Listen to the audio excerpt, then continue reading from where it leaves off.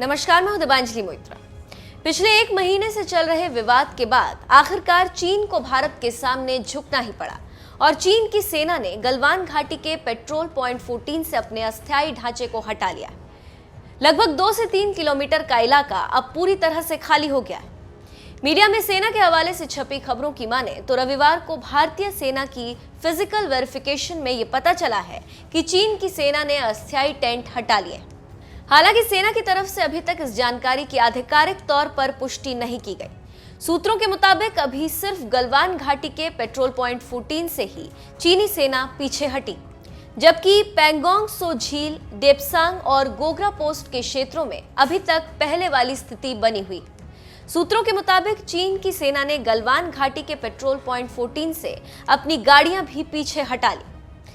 सूत्रों के मुताबिक सेना के फिजिकल वेरिफिकेशन में गाड़ियां पीछे हटाए जाने की पुष्टि हुई।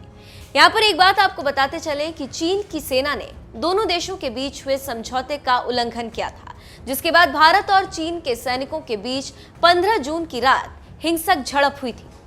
झड़प में भारत के 20 सैनिक शहीद हो गए थे, जबकि चीन के 43 सैनिकों के मारे जाने की खबर है।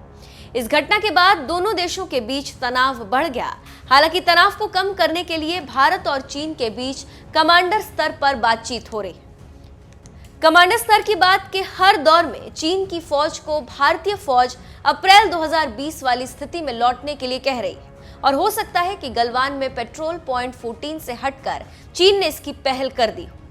वहीं रक्षा मामलों के जानकारों की माने तो बर्फ पिघलने की वजह से गलवान नदी उफान पर आ चुका है और इस वजह से भी चीनी सैनिकों को अपने अस्थायी ढांचे हटाने पर मजबूर होना होगा।